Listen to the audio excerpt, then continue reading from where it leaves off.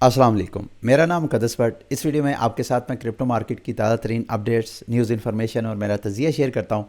आज तो आपको क्रिप्टो मार्केट की एक तो मैंने अपडेट शेयर करी है और दूसरा मैं इस वीडियो में आगे जाके आपके साथ एक प्रोजेक्ट शेयर करूँगा।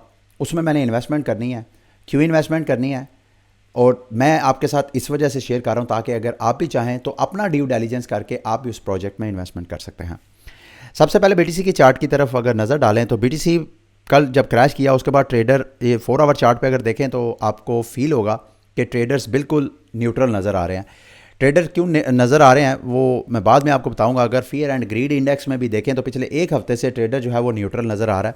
ट्रेडर ना तो ऊपर मार्केट के लिए वो होपफुल है, ना ही नीचे नीचे तो वो ऑलरेडी जो न्यूज़ वगैरह आती हैं उसकी वजह से आपको डंप नज़र आता है। लेकिन बीटीसी की प्राइस अगर यहाँ से अगर दोबारा पुल बैक करना है तो नेक्स्ट स्टॉप जो है दोबारा वो 25,000 की प्राइस को एज अ रेजिस्टेंस टच कर सकता है। लेकिन ओबियसली उसके साथ साथ कई रास्ते में उसको रेजिस्टेंस आएंगी। जो इमीडिएट रेजिस्टेंस है वो तो फ़िलहाल $22,750 की प्राइस है। अगर वो ब्रेक हो जाती है अगली रेजिस्टेंस जो है वो 23,700, फिर उसके बाद 24,000 और 25,000 की रेंज हो सकती है। लेकिन अगर यहाँ से बीटीसी की प्राइस नीचे जाती है तो इमीडिएट सपोर्ट जो है जिसको आपने वॉच करना है वो 21,500 की प्राइस, फिर 22,300 की प्राइस, और नेक्स्ट रेजिस्टेंस जहाँ पे मोस्ट लाइकली कुछ ट्रेडर का मानना है कि उसको लाजमी बीटीसी की प्राइस टच करके फिर ऊपर 25,000 की तरफ आएगी, वो है 18,150 की प्राइस।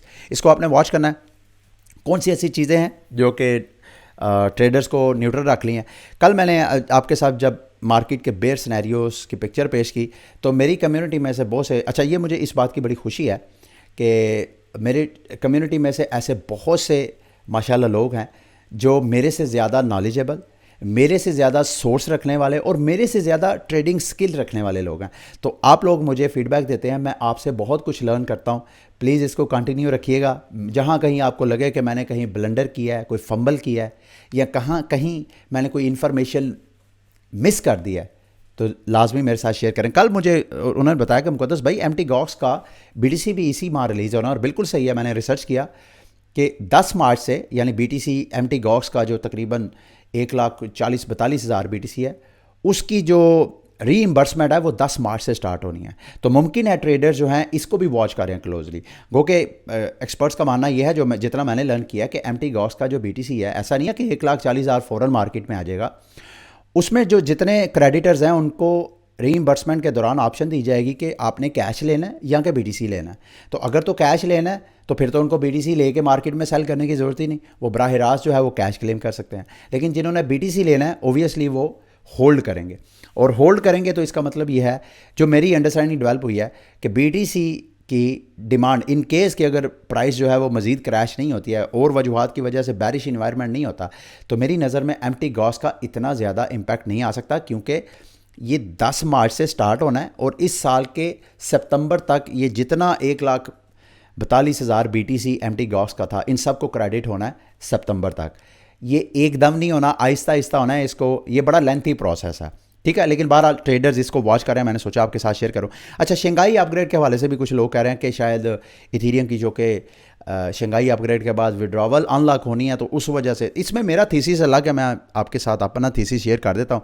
अगर आप इस वक्त पूल में जाएं, स्टेकिंग पूल में, तो आपको क्या नज़र आएगा कि 5 बड़े जो पूल हैं जिसमें लीडो फाइनेंस है, कोइनबेस है, क्रैकन है, बाइनांस है, या इस तरह का रॉकेट पूल है। अब ये वो स्टेकिंग पूल्स हैं जो ऑलरेडी इन प्लेटफॉर्म पे जितने यूज़र्स हैं, और ये मोर देन 50% मेरा ख्याल है सिर्फ इन्हीं 4-5 के पास है सारे जो स्टेक टोकन्स हैं। तो जब शंघाई अपग्रेड हो जाएगा, तो जब अनलॉक होगा इथीरियम, तो उसका मेरे थीसिस के मुताबिक कोई इम्पैक्ट नहीं होगा। उसकी वजह यह है कि ऑलरेडी ये जो प्लेटफॉर्म है, इनके प्लेटफॉर्म पे अगर कोई जाके इथीरियम लॉक करता है तो बदले में वो इनको पेज टोकन दे देते हैं कि भाई अगर आपको ज़रूरत है तो आप ये पेज टोकन जो है वो सेल करके, तो आप मतलब इस वक्त भी करंटली जो मोर देन 50% इथीरियम लॉक्ड है बीकन चेयर में, वो उन प्लेटफॉर्म पे लॉक है जहाँ पे ऑलरेडी स्टेकिंग जो है वो लिक्विड है। आप इथीरियम लॉक करें, बदले में आपको लिक्विड टोकन देंगे, उन लिक्विड टोकन की आप ट्रेडिंग कर लें, या और उनकी एक अलग इकानमी है। तो मेरी थीसिस के मुताबिक तो इतना बड़ा इम्पैक्ट नहीं होगा। सेल प्रेशर हो सकता है, लेकिन मुझे लग रहा है कि जब विड्रॉवल अनलॉक होगी वो मार्केट में इतनी डिमांड होगी कि वो इथीरियम को बहुत बड़ा सेल प्रेशर नज़र नहीं आएगा। और सिल्वर गेट के वाले से कल भी डिस्कस किया था कि सिल्वर गेट जो है इस बात में कोई शक नहीं है कि क्रिप्टो मार्केट के बहुत से इंस्टीट्यूशंस के साथ इसका लिंक है। अगर सिल्वर गेट जो है वो बैंकरप्ट होता है तो शायद उसका मार्केट में कंटेंशियन इफेक्ट हो। ये भी बात सही है। हम मैक्रो इकोनॉमिक को भी डिस्कस कर चुके हैं। ये 7 मार्च को जेरेमी पॉल की एक टेस्टिमनी है, उसका मार्केट के ऊपर इम्पैक्ट होना है। इसको भी आपने क्लोजली वॉच करना है। रेगुलेटरी क्लैम्पडाउन भी है जी, बिल्कुल ऐसे ही है। मैं बैंकलेस का एक पॉडकास्ट सुन रहा था, उसमें वो बता रहे थे जी कि पिछले हफ्ते 1.5 हफ्ते में बहुत से ऐसे DeFi प्रोटोकॉल्स हैं जिनको अमेरिकी इदारों ने नोटिस जारी किए हैं, जो कि अभी तक मेन स्ट्रीम मीडिया में वो डिस्कस नहीं हो रहा। तो रेगुलेटरी क्लैम्पडाउन है, बिल्कुल ऐसे ही है। बल्कि ये एक मैं यूके की रिपोर्ट आपके साथ शेयर करता हूँ। यूके के जो 2 बैंक्स हैं, HSBC और नेशन वाइड, उन्होंने क्रेडिट कार्ड के ज़रिए क्रिप्टो को बाय करने के ऊपर बैन लगा दिया। बहरहाल ये सारी चीज़ें चाली हैं। और दूसरा मैं आपके साथ शेयर करूँगा, ये स्क्रीन पे आपको मेरा नीचे टेलीग्राम ID नज़र आ रहा है। आप इस वीडियो के नीचे आपका कोई भी क्वेश्चन आप उसको लिखें और मैं कोशिश करूँगा कि आपको रिप्लाई जो है अपने टेलीग्राम चैनल पे दूँ। अब टेलीग्राम चैनल को मैं उसमें टॉक नहीं मैं ऑन कर सकता डिस्कशन, क्योंकि मैं करता हूं तो वहां पे स्कैमर जो है आप लोगों को स्कैम करना शुरू कर देते हैं।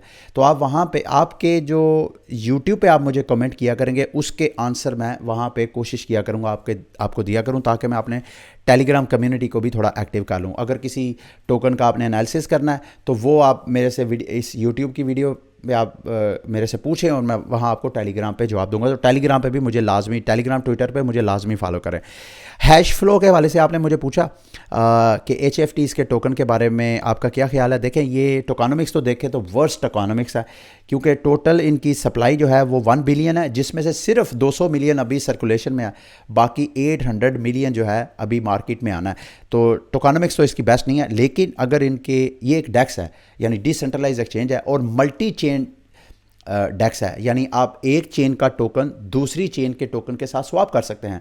आपके पास, जैसे कि ये स्क्रीन पे अगर देखें, मेरे पास इथीरियम में USDT पड़ा हुआ है, उसको मैंने BNB की चेन पे किसी और टोकन के साथ स्वैप करना है। मैंने BUSD लेना है, मैंने USDC, जो भी यहाँ पे लिक्विडिटी जिसकी अवेलेबल है, मैं वो लेना है यहाँ पे, तो मैं एक चेन का टोकन दूसरी चेन से स्वैप कर सकता हूँ। और साथ साथ इसका एडवांटेज यह है कि यहाँ स्लिपेज 0% स्लिपेज है। और जितनी फ़ीस यहाँ पे, वो बकौल इनका क्लेम यह है कि जितनी फ़ीस आपको यहाँ पे नज़र आती है, जितने टोकन्स यहाँ पे नज़र आते हैं, उतने ही आपके अकाउंट में क्रेडिट होंगे।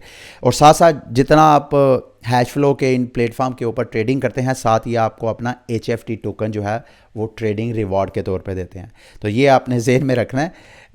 दूसरा, अगर आप इसका चार्ट पे नज़र डालें तो मेरी नज़र में फ़िलहाल तो जो हैश फ्लो का टोकन है आपने बिल्कुल सपोर्ट के पास है। यहाँ से अगर प्राइस जो है ऊपर जाती है तो फर्स्ट रेजिस्टेंस जो उसको नज़र आएगी वो 74 सेंट है, फिर उसके बाद 83 सेंट है, फिर उसके बाद 94 सेंट है, और उसके बाद अगर वो भी ब्रेक हो जाती है तो अगली रेजिस्टेंस जो है वो $1.35-36 पे आपको नज़र आ सकती है। अगर नीचे के स्पोर्ट्स लेवल देखें तो 45 सेंट है। इसके बाद अगर ये ब्रेक हो जाती है सपोर्ट तो अगली प्राइस जो है वो 45 सेंट है, और फिर उसके बाद 27 सेंट है। एमबॉक्स के हवाले से आपने मेरे से पूछा। देखें, एमबॉक्स जो मोबॉक्स एक गेमिंग इकोसिस्टम है उसका एक टोकन है जो इसकी इकोनॉमी में यूज़ होता है। एमबॉक्स की ट्रेडिंग पॉइंट ऑफ व्यू से देखें तो उसके ये सपोर्ट लेवल मैंने आपको ड्रा किए हैं।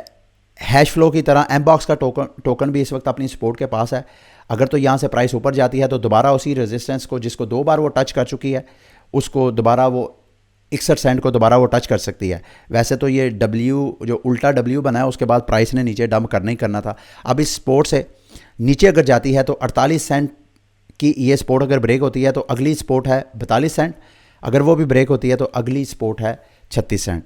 अब आपको ये टोकन बाय करना चाहिए या नहीं? मेरा मानना है कि नहीं, क्योंकि जितनी पुरानी गेम्स हैं जैसे कि एमबॉक्स है, जैसे कि ऑक्सी इन्फिनिटी है, बावजूद इसके कि इनके इकोसिस्टम हर दिन गुजरते जो हैं वो ग्रो हो रहे हैं, लेकिन इतनी चीप प्रोडक्ट इनके NFT सेल हो रहे हैं, उनकी वजह से इनके टोकन जो है वो इन्फ्लेट हो रहे हैं। और मुझे नहीं लगता कि, शायद बड़े कम चांसेस हो कि ये जो पुरानी गेम्स हैं ये आइंदा बुल मार्केट में अपना कोई दोबारा मार्केट से पैसा कैप्चर कर सकें। लेकिन आई डोंट नो, जैसे मैं गलत हो सकता हूँ, कई बार गलत हुआ हूँ, इस बार भी मैं गलत हो सकता हूँ। आपने मेरे से बाइनरी एक्स के बारे में पूछा कि मुक़द्दस भाई बताएं ये बाय करना चाहिए या नहीं। ये आपने खुद भाई फैसला लेना है। बाइनरी एक्स क्या चीज़ है वो मैं आपके साथ शेयर कर देता हूँ। बिल्कुल ऐसे ही ये एक गेमिंग प्रोजेक्ट है बाइनास स्मार्ट चेन के ऊपर। अच्छा, ये मैं हैश फ्लो के बारे में आपको बताऊँ कि हैश फ्लो के ऊपर जो बड़े बड़े वेंचर कैपिटलिस्ट हैं वो इनकी बैक पे हैं। आपको कोइनबेस वेंचर ने इन्वेस्टमेंट की है, ड्रैगन फ्लाई ने, गैलेक्सी ने, बड़ी बड़ी जो मार्केट के वेंचर कैपिटलिस्ट हैं उनकी सरमायाकारी है हैश फ्लो के ऊपर। मेरी इसके ऊपर इन्वेस्टमेंट नहीं है, ये आपने खुद फैसला करना है। लेकिन बाइनरी एक्स के ऊपर आते हैं। बाइनरी एक्स का अपना टोकन जो है उन्होंने ओल्ड टोकन को नए टोकन में कन्वर्ट किया, इस वजह से प्राइसेस जो है मुख्तलिफ प्लेटफॉर्म पे आपको मुख्तलिफ नज़र आ रही हैं। लेकिन बिटगेट के ऊपर मैं देख रहा था कि पहले उनकी पुरानी प्राइस चली थी कोई $100 70 के करीब, लेकिन उसके बाद उन्होंने जो नए टोकन डिप्लॉय किया है उसमें उनकी प्राइस जो है वो 84 सेंट के ऊपर आई है। अब यहाँ पे ये है क्या, ये बिल्कुल एक गेमिंग प्रोजेक्ट है, गेमिंग इकोसिस्टम है। इनके बगौल ये अपने प्लेटफॉर्म पे बहुत सी गेम्स, अपनी भी गेम्स लॉन्च करेंगे और बाकायदा इन्होंने IGO की ऑप्शन भी रखी है, यानी इनिशियल गेमिंग ऑफरिंग। ये बाकायदा मुख्तलिफ गेम्स के टोकन वगैरह भी आपको ऑफर करवाएंगे, बिल्कुल ऐसे जैसे CD5 है, जैसे गेम5 है, या मार्केट के दीगर जो लॉन्च पैड है। तो इनका अपना लॉन्च पैड भी है। ये आपने खुद फैसला लेना है कि आपने इसमें इन्वेस्टमेंट करनी है या नहीं। अच्छा, आगे जो मैं आपको स्टार्ट में कह रहा था कि मैं एक प्रोजेक्ट में इन्वेस्टमेंट करूँगा, वो है प्रोजेक्ट इम्यूटेबल एक्स। अब इम्यूटेबल एक्स भी एक गेमिंग डेडिकेटेड प्लेटफॉर्म है। मैं क्यों इसमें इन्वेस्टमेंट कर रहा हूँ? इनकी अभी रिसेंटली पार्टनरशिप हुई है यूनिटी गेम्स के साथ। इस वक्त अगर मैं गलत नहीं हूँ, मैं गेमर नहीं हूँ, लेकिन मेरे अंदाजे के मुताबिक जो गेमिंग इंडस्ट्री है तकरीबन 200 बिलियन रवायती, मैं क्रिप्टो गेमिंग इंडस्ट्री की बात नहीं कर रहा, जो रवायती हमारी गेम्स हैं जैसे PUBG है, जैसे माइनक्राफ्ट है, रोब्लॉक्स है, इस तरह की गेम्स जो कि क्रिप्टो के साथ इंगेज नहीं है, लेकिन अभी कोई $200 बिलियन की मार्केट है। अब वो उन सारी गेम्स का कोई 50% ऐसा है जो कि यूनिटी जो गेमर्स हैं इन्होंने वो बिल्ड किए हैं गेम्स। तो यूनिटी की इम्यूटेबल के साथ जो पार्टनरशिप है, इन्होंने SDK डेवलप किया है। SDK क्या होता है? Software development kit.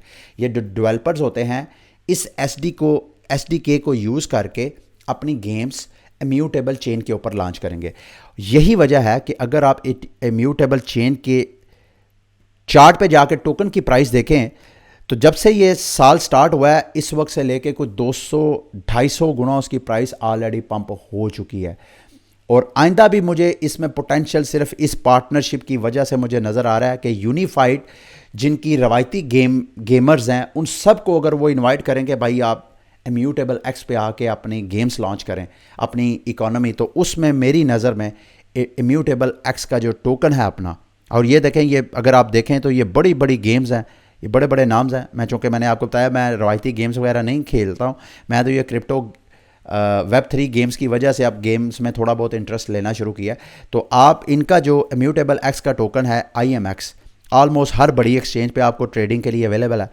तो वहाँ पे अगर देखें तो टोकनॉमिक्स भी इतनी को बुरी नहीं है, 42% ऑलरेडी सप्लाई जो है वो सर्कुलेशन में है। 2 बिलियन इनके टोकन की मैक्सिमम सप्लाई है और मार्केट कैप इनका 868 मिलियन के करीब है।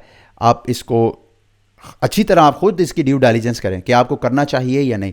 चार्ट पे अगर आप नज़र डालें तो मेरी नज़र में ये कोई बेहतरीन टाइम नहीं है कि आप इस वक्त एंट्री ले। लेकिन मैं क्यों ले रहा हूँ? क्योंकि अगर आप इसका ऑल टाइम हाई देखें तो इम्यूटेबल टोकन का ऑल टाइम हाई है तकरीबन $5.76। अब ये बेयर मार्केट है, बेयर मार्केट के अंदर इसकी प्राइस ऑलरेडी 200 गुना पंप हो चुकी है।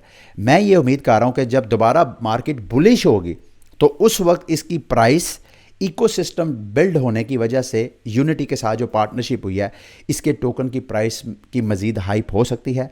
इस वजह से मैं अभी फ़िलहाल आपके सामने $1000 अभी इसमें इन्वेस्ट कर रहा हूँ, इस उम्मीद के साथ कि अगर मार्केट यहाँ से मज़ीद नीचे क्रैश करती है तो मैं मज़ीद ये टोकन जो है वो बाय करूँगा। जितना नीचे डंप होता जाएगा उतना ज़्यादा इसमें मैं बाय करता जाऊँगा। इस हवाले से आप मेरे कोई तजिया करना चाहे इस फैसले में तो लाजमी मेरे साथ शेयर कीजिएगा, क्योंकि आप जैसे मैंने कहा स्टार्ट में कि मेरे कम्युनिटी में से बहुत से ऐसे लोग हैं जो मेरे से ज़्यादा एक्सपर्ट्स हैं। तो आपने मेरे साथ ये शेयर करना अपना ओपिनियन, और साथ साथ मैं जो टोकन बाय करता हूँ मैं कॉइन मार्केट कैप पे अपने पोर्टफोलियो में ऐड करता हूँ ताकि मैं बाद में देखता जाऊँ कि वक्त गुजरने के साथ साथ मेरा पोर्टफोलियो ऊपर जा रहा है या नीचे जा रहा है, उस टोकन को जिस मैंने बाय किया वो मुझे फ़ायदा दे रहा है या बेनिफिट। लास्ट में जी CDFI ने कल जो अपना करना था अमाउंट वो फाइनली कर दिया, और लग रहा है कि मार्केट जो कि बैरिश मार्केट में इनकी सेल स्टार्ट हुई है, तो टोटल इन्होंने 10,000 मिस्ट्री बॉक्स सेल करने थे, वो इनसे सेल नहीं हुए। हार्डली मेरा ख्याल है कोई 2800-2900 सेल हुआ है।